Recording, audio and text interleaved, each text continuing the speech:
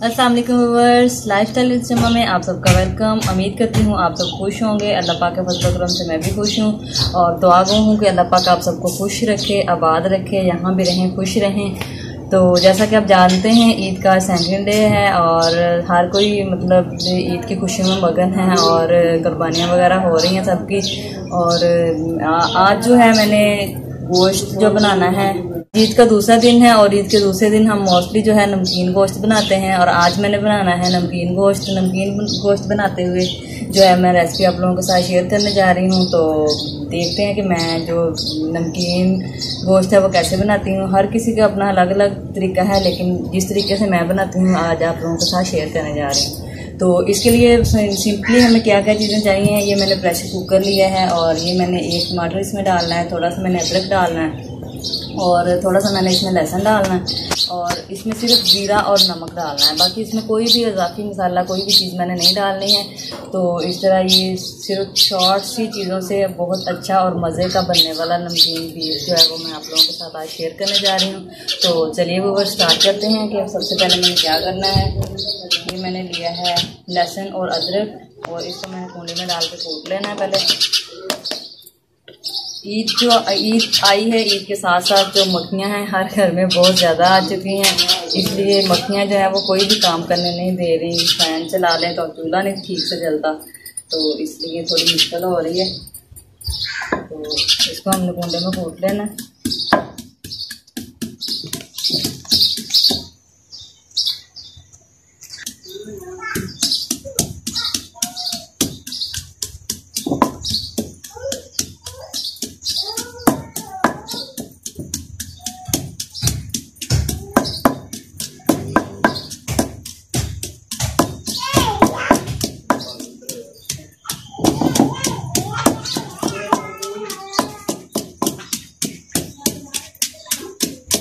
बहुत ज़्यादा जो लहसुन और अदरक है इसको बारीक करने की कोशिश नहीं करनी है, क्योंकि जैसे ही गोश्त हमारा हमने गलने के लिए रखना है तो साथ में ये भी गल जाएगा वैसे ही, इसलिए हमने इसे थोड़ा थोड़ा कूट लेना।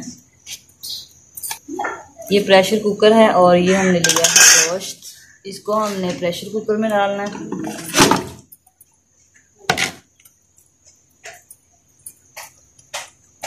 और उसके बाद जो है हमने इसमें लहसुन डालना है। इसके बाद हमने इसमें लहसुन और अदरक का जो पेस्ट है वो डालना है। हम ये लहसुन और अदरक का पेस्ट जो है वो हमने इसमें डाल देना है।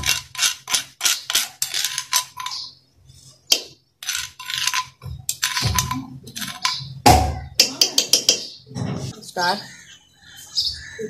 तो अब हमने इसमें ये एक जो टमाटर लिया है वो डाल देना है।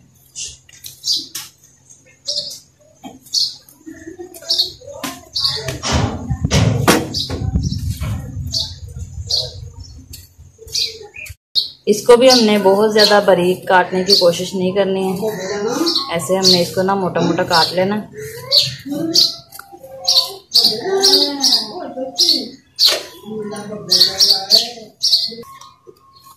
मेन चीज़ जो है इसमें नमक ही है, ये हमने इसमें नमक डाल देना 1 चम्मच से थोड़ा ऊपर।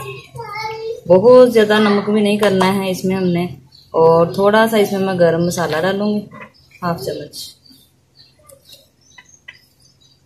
और गरम मसाला डालने के बाद जो है थोड़ा सा मैंने इसमें चाट मसाला डालना है। हाँ, बाकी काली मिर्च, सुरख मिर्च कोई भी हमने इसमें ऐड नहीं करनी है। फिर ये जो है ना ये टेस्ट के लिए हमने इसमें इतना का ऐड कर देना।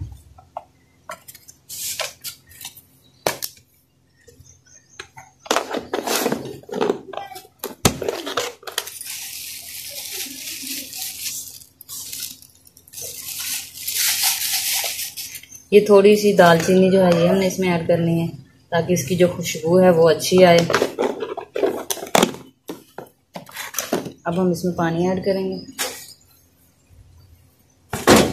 पानी हमने इसमें इतना ही ऐड करना है जितने में मतलब ये इसको ये बॉयल करें और पानी इसके अंदर अच्छे से खुश्क हो जाए।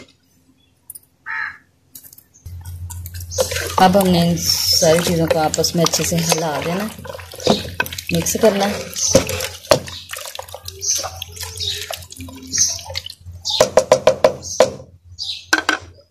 मिक्स करने के बाद जो है वो प्रेशर कुकर को बंद करेंगे।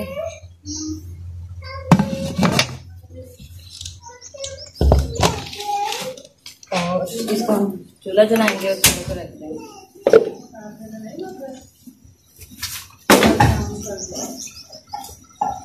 पंद्रह से 20 मिनट तक के लिए हम इसे पकाएंगे और जैसे ही ये पक जाएगा इसके अंदर जो पानी है वो खुश्क हो जाएगा और उसके बाद जो है वो नेक्स्ट प्रोसेस आप लोगों के साथ शेयर करूंगी। फिलहाल हमने इसे 15 से 20 मिनट के लिए पकने के लिए रख दिया है और इसकी जो सीटियाँ हैं ये जल्दी स्टार्ट हो जाएंगी और 15 से 20 मिनट तक हम इसका वेट करेंगे।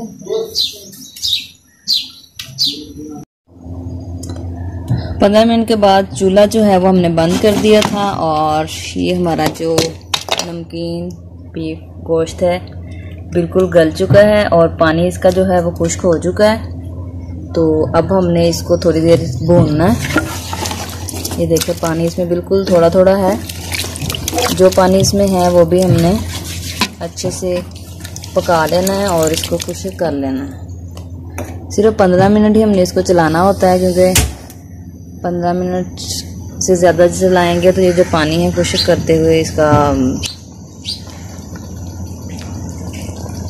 जो है ना पानी खुश्क करते हुए गोश्त ज़्यादा गल ना जाए, इसलिए हमने थोड़ा थोड़ा खड़ा ही रखना है और इसको अच्छे तरीके से भूनना है।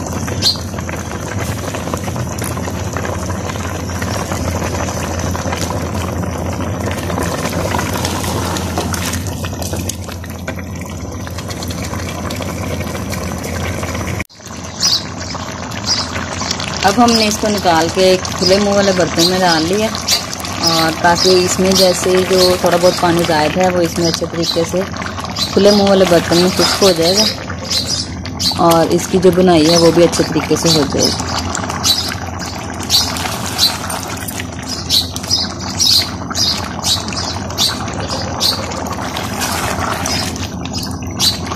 खुले मुंह वाले बर्तन में हमने इसे 5 मिनट तक के लिए हमने इसे पकाना है।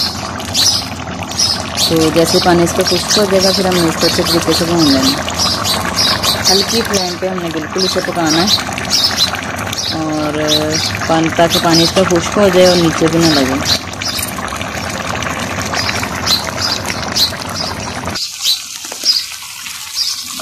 पानी जो है हमारा वो अच्छे तरीके से खुश्क हो चुका है। अब हम इसमें घी ऐड करेंगे।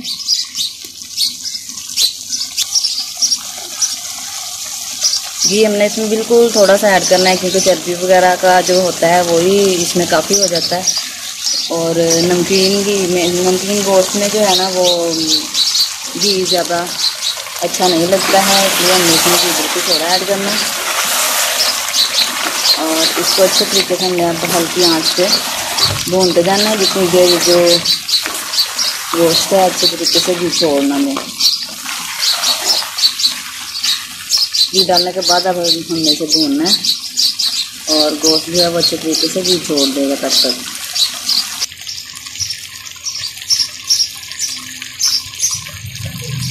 गोश्त जो है वो हमारा अच्छे तरीके से भून चुका है और घी भी छोड़ दिया है। नमकीन गोश्त हमारा बिल्कुल रेडी है। अब गार्निशिंग के लिए हमने इसके ऊपर थोड़ी थोड़ी सब्ज़ मिर्च और थोड़ा सा हमने अदरक ऐसे गार्निशिंग में हमने डाल देना।